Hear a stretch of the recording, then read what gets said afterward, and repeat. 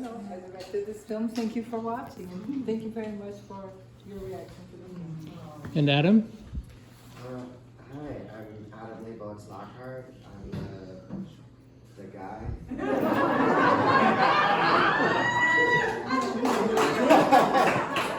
Director, writer, editor, all the things, promise, location.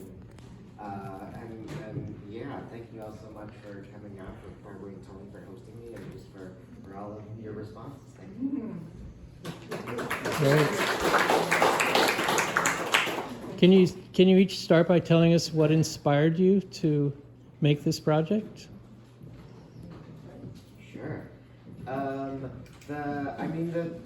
pandemic hit, and I was feeling really disconnected from my family, but also from my Jewish community, and I wanted to make something that acknowledges this time and trying to find connection right now without it being really about all this stuff. I don't really want to watch anything about I did that anyway.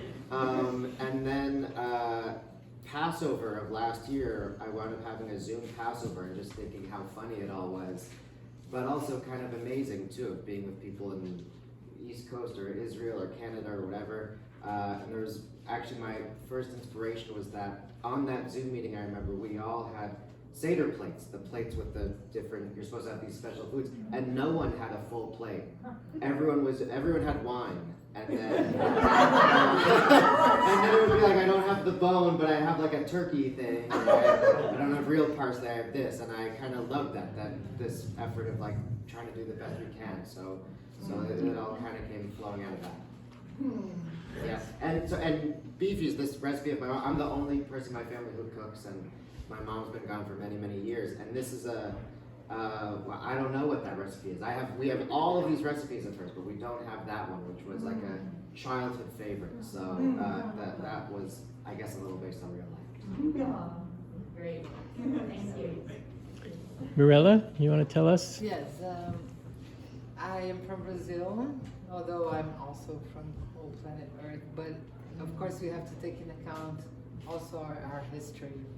And coming to live in the United States, it called my attention a lot on how the Red Scare was so ingrained in people in the U.S. And so at first the film was going to be Frenemies' perceptions of Cuba, because I wanted to see how people felt after they had seen Cuba firsthand, and I only, of course, interviewed people that actually went to Cuba. But then when I got to Cuba, the weight of the embargo was just so heavy that it shifted the focus of the film somewhat, although, as you saw, the Red Scare is still there. But I thought, it was impossible for me not to talk about the embargo as a main theme. Do any of you have questions you'd like to ask? Or I can keep going. Go ahead. So when did you go? It wasn't clear to me when you went to Cuba. What year? During what? 2017 and 2019. So during the Obama administration? 19. Oh, no. No, yeah. During the Trump administration? Yeah, but Okay. yeah, in 2017, Trump, when I went, was early 2017, so Trump had not reversed most of Obama's policies yet, so it was packed with people from the United States. And in 2019, it was a little different already. So what I'm curious about is, what you think Biden will do. Like, for instance, during the Bush administration, even though there was an embargo, all the other countries in the world, of course, were going to Cuba except the United States. So they started to, turn their head when American college students and young people went to Cuba from Mexico or from Canada. They kind of allowed it. They didn't really prosecute people. But we still didn't have trade. So I'm wondering if, and then Obama, of course, opened it up for a while. I'm wondering if there's any chance that the Biden administration will at least soften their attitude about tourism, or whether they're like ours is this fear of Florida, Florida Cubans, messing up politics, I guess. Do you know? Have any sense of that? Well, first, I really respect your question, but I think that it's so important that we have in mind that the travel ban is a very small part of the embargo. That's the part that we who live here suffer. Oh, sure, the trade is bigger. What the Yeah. Cubans suffer of this embargo is humongous. Yeah. That said, of course, every tourism helps Cuba. Most of their income comes from tourism, and for that reason, COVID hit Cuba like super hard because at first they had to close the borders. And to try to answer your question, I'm pissed off at the Biden administration that it has not done anything yet. It has not reversed one little thing that the Trump administration has done. And the Biden administration, as we all know, is, continues selling weapons to Saudi Arabia. So in terms of foreign policy, I think that the Biden administration is really bad. And I'm very, very upset that they are not doing anything about Cuba. And then there were the protests on July that probably you all heard about in Cuba. And then, everything was like, oh wow, see, there's a protest there. So that served as one more excuse for, no, we cannot normalize relations because see how unhappy the Cuban people are with their government. And so it's as if we don't have protests here and in every place in the world, right? Yeah. Yeah, so it's been really... I think that comment by the gentleman, the psychologist, is that we are such a huge country, and Cuba is so tiny. What are we afraid of? I mean, what can they do to us? They can't do anything. And I've been to Cuba, and I've spoken to the people, and they tell me that the embargo is hurting them. It's not doing anything to the government. It's hurting them. And I don't think we have the right to do that. I agree that we don't have the right to do that. It's not really true that it doesn't affect the government. The government of Cuba has a lot of problems, and I really try to be as honest and sincere as possible to what I saw in Cuba and what I researched. But a lot of times you see the Cuban government trying, to do their best to close some deals, and they're in Europe going crazy trying to really close some deals with, a lot of these restrictions that you saw. And as for Cuba can't do anything to the United States, in my opinion, I think besides there's the Florida thing, the Cuban Americans, and Florida is a swing state, so please, I live in Florida now. We need help. It's so good to be here in California. We really need help. So if you can tune in to the elections in Florida and maybe select some candidates and give some support. They say we have free elections in the United States now. They're very expensive. And so if you can support some of that, because we really need to change that. But besides that, I think that Cuba serves as an illustration that socialism doesn't work. But it's not a fair illustration because it's a blockaded island. Right. So that's one of the big things that I think the United States uses Cuba for. But there's 11 million people living there. Yeah. We have a question over there. I so appreciated the film's message, strong message of peace, and the way that you were able to capture that in such a lovely way, but it's such a difficult topic. And I was wondering about the young filmmaker, the young man that was featured, and how is he doing, and when was the last time that you had contact? Miguel is an amazing filmmaker. Yeah.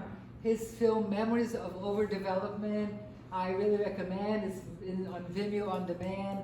He just won an award at the Guadalajara Film Festival in Mexico with his latest film called Blue Heart, which I have not, I watched just a rough cut. I didn't watch it all because he was showing me that. And he continues on, like he said in the film, he continues on and he tries to make a little money in other countries. That's how he lives. Good, thank you. You had a question here? You'll be next. Your distribution. How can we and more other people see this film here?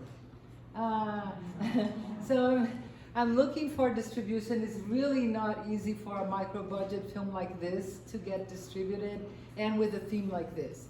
So I'm really hustling after distributors to at least try to do educational distribution, because I think it's really important that, you know, people that are still in their formative years in college that will, you know, watch and learn about this and hopefully get a message of peace too.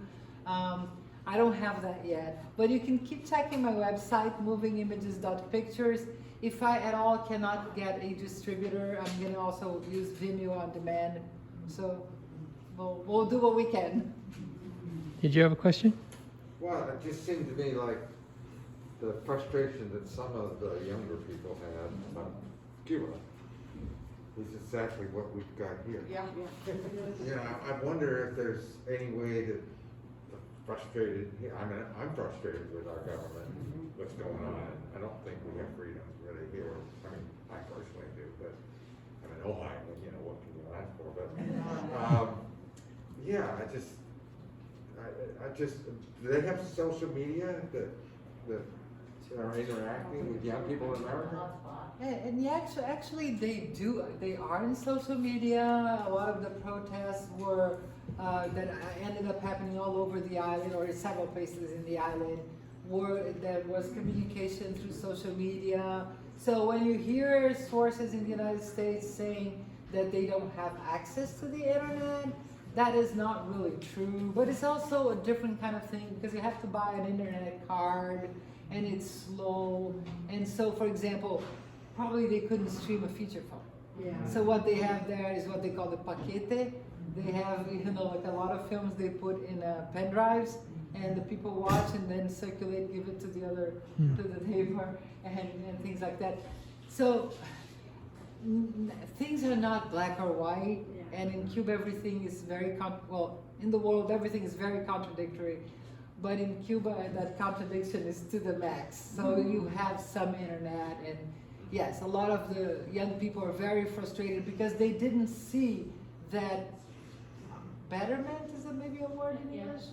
Yes, and that happened with the revolution, and it really did. In the first 30 years, Cuba really, the majority of the population really got a lot better. Yeah. And some of those advances are still there, like you saw about education, and somewhat in terms of healthcare, maybe better than here. But yeah. Free. Yeah. Did you have a Well, question? they lost their support. I mean, one of the Soviet Union rebels. So. Yes. You have a question? I like the achievements of this movie. I think, in a way, you kind of achieved the impossible, because you embraced such a remarkable variety of people, such a spectrum of people and of views, experiences. The young actress, I thought she was the most poignant, the most eloquent. Everything she said helped me, you know. But everything that was said in the film was meant from the heart, you know. And I'm so glad you had the music and the dancing. I would have liked to hear some of those pieces go to their completion.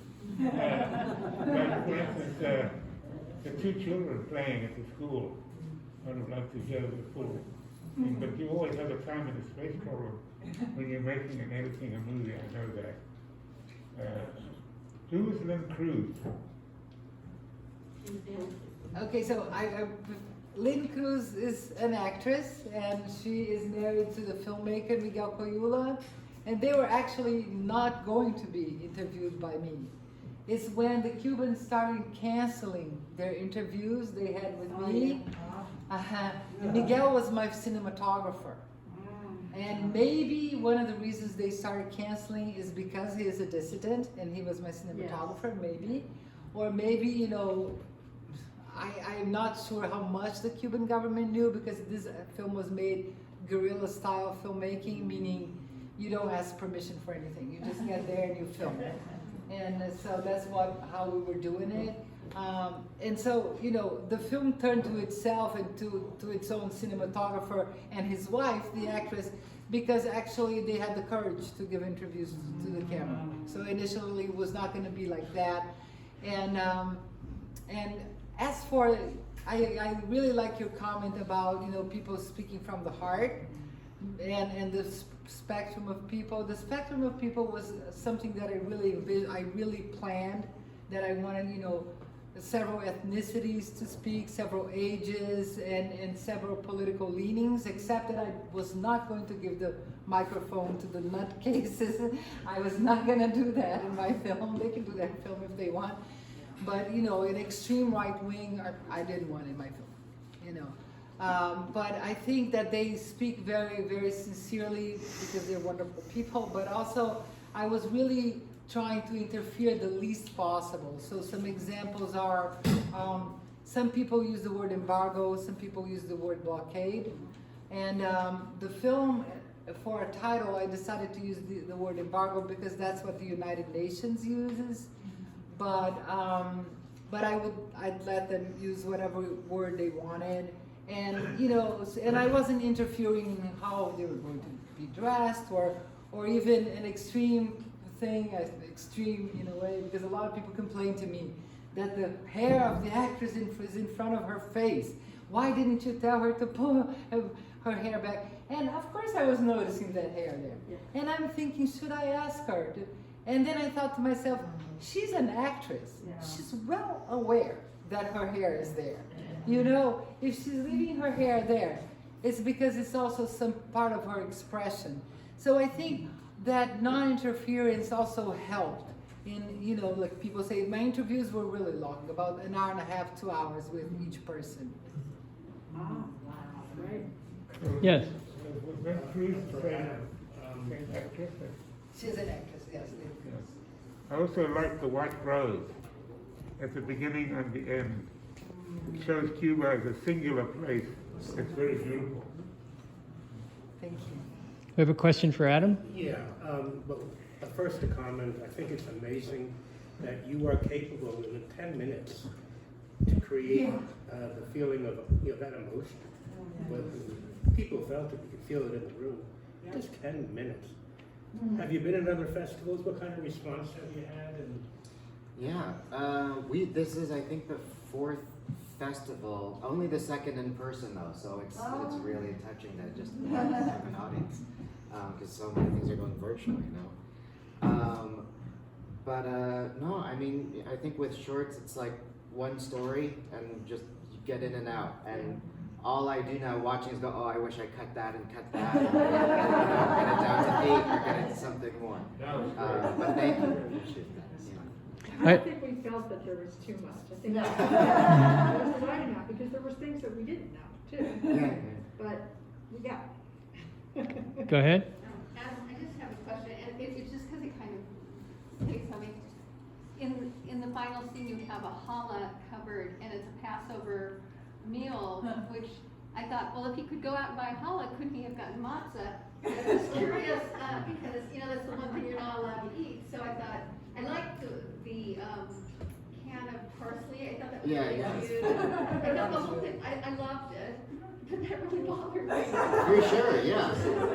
Yeah, that's a great catch. I think kind of among that, that's an image. When I talked about the sacred place, I was talking, I would talk with my friend whom I was editing with, saying, this is a joke for me. This is, if people don't think that's okay, but like, this is for Well, that's anyone what I who's needed to know, not is that it was a joke for you, because I was thinking, God, that's so weird. Well, yeah, I guess, because even when I was thinking back to, you know, a couple of those weeks back, like last March, where if you went to the grocery store, everything was out, and it was kind of like, just get what you can, and so I kind of tried to follow that energy of going, you know, like, oh, someone, I was thinking, okay, what would someone do who was doing this for the first time on their own? And buy a lot of wine. Yeah, exactly, yeah. But that's a great catch, though. I appreciate it. Well, matzah, you know, is on the shelf with boxes, and it's easier Yeah. for getting on the box on its own. Yeah, that's true. I wasn't thinking of matzah back last March when I was like milk or eggs or something, but I bet there was a lot of that around in stores, yeah. And I wanted to make a comment. It's not really a question. But I thought it was so beautiful the way that you know, reunited the brothers.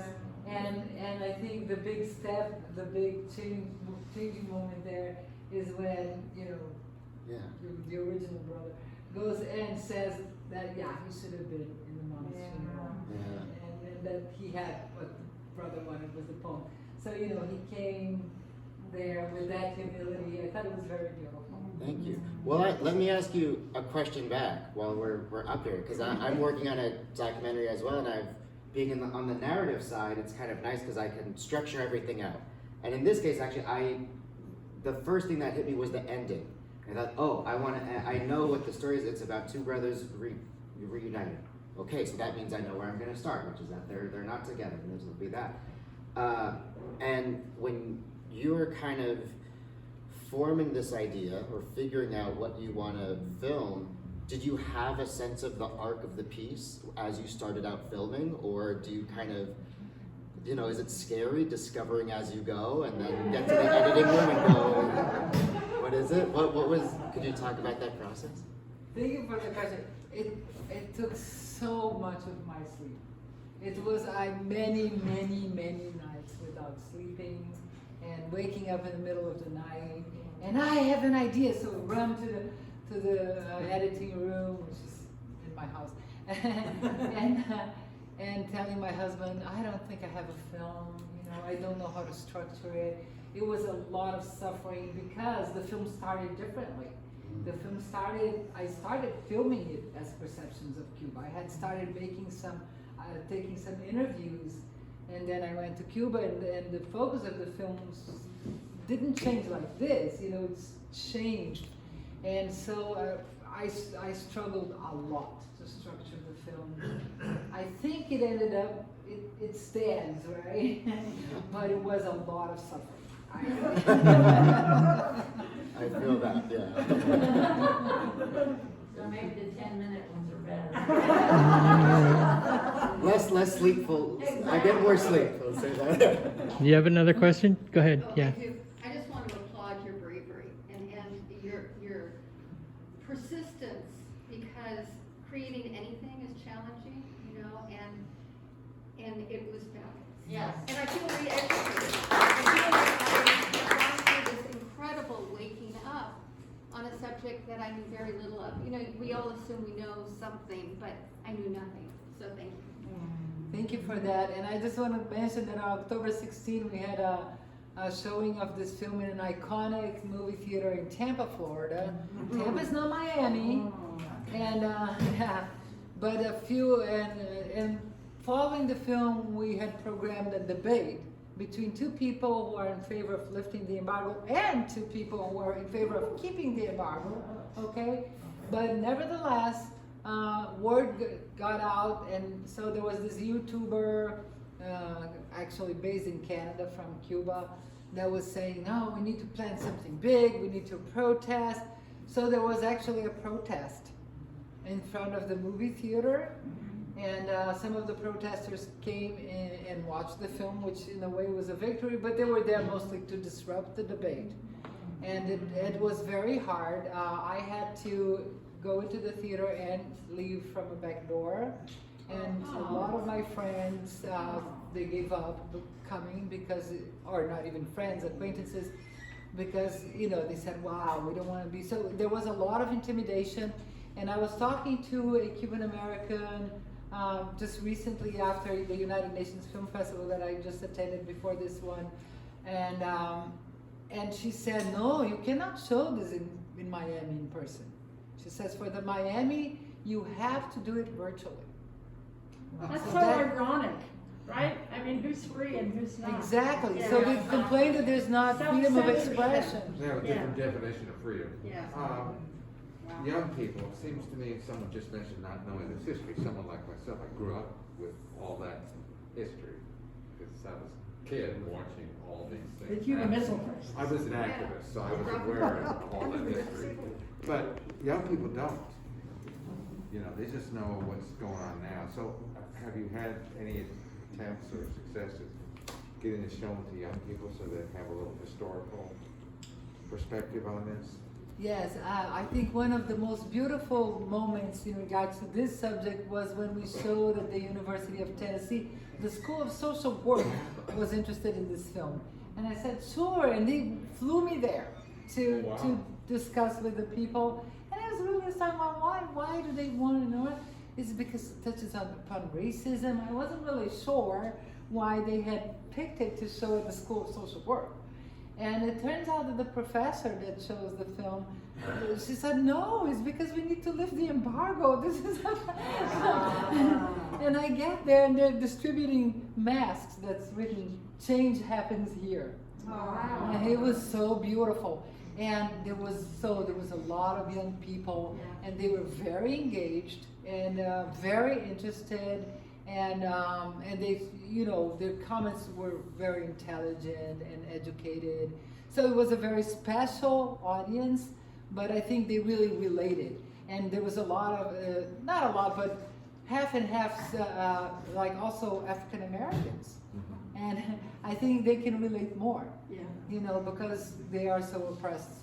And social policy obviously is a very relevant thing comparing to Cuban social policy and the history of it to American social policy. I mean, I went to socialist schools, Social so work schools are we progressive. studied that. Adam, that mask applies to you too. Change happens here. Did you have a question? Yeah. I have a final thought. What you did with this movie for me is you made me feel like a Cuban. You made me feel what it's like to be a Cuban. And without polemics and controversy, you exposed the U.S. policy as being totally stupid. You had that song at the end, Fly, Fly, Fly. You wove it in with the comments of the people at the end. Is that a contemporary song or was it traditional? That was in our original song made for the film. Oh, made for the film? Yes. Oh, so who made the music? Actually, that particular song was made by a Brazilian musician. I tried several others. It was very, very hard to get to that song. I wanted to use a song by Ibrahim Ferrer. He was part of Buena Vista Social Club, but he died, and he had a song that was perfect for that ending, and I was so happy with the song, but I couldn't get the rights because he died and the family's fighting. So there was no way I could get that. So I had to have someone do an original music. But thank you for saying that you felt, like almost like a Cuban. And but I just want to point out, like we were saying, like it was really hard to find stuff. We have a shortage of products. Everything is in back order in the United States. You have no idea. What it is to really be cut off from, raw materials and from products. Wow, it's really hard. I have one more question for Adam and you. If you were starting your career and know what you know now, tell us what you could do differently or what you would recommend to young filmmakers to do now that you've learned from this experience. I very much still feel like I'm learning and figuring it out. I guess though what I'll say maybe in relation to Beefies was that intentionally I just wanted to start with what I had access to, which was just my apartment. And that was helpful for me, that I was like, I'm not gonna think about anything I can't imagine, touching or putting my hands on in some way. And I think that was helpful for me. Just think, what do I have access to? Who can I reach? And I'm an actor. I have one lav mic that I use for auditions and 2 box lights, and a couple of friends who were willing to give some of their time. So yeah, I think starting on that level is helpful. Great. Micro budget. Yeah. And we had a very strong film movement in Brazil called Cinema Novo. I don't know if you all heard about it. And one of the main filmmakers at the time is called Albert Rocha. And he used to say, an idea in the head and a camera in the hand. That's all you need. Beautiful. But yeah, I've made films in Brazil before with a whole crew. And this is my first film made in the United States. And the way the films are funded are so different because in Brazil, you keep applying. We used to have a lot of government funding. Now with Bolsonaro government, it's all gutted out. But we used to have a lot of funding from the government, some funding from the government. And you kept applying with your screenplay. But when you got it, you would receive enough money to shoot with the whole crew and at least shoot your film. And then you would have to go look for money for post-production. So it was a very different experience to this, where when I applied for the first grant, the seed money for this film was the Sarasota Arts and Culture Alliance. And the grant was $3,000. And when I got it, I'm going like, oh my God, and now I have to make the film. So I think it's really tough to be an independent filmmaker in the United States. And so I don't have an answer to that because it's my first film made in the United States. To me, the only thing that I would say to myself is, no matter what, don't be a cinematographer.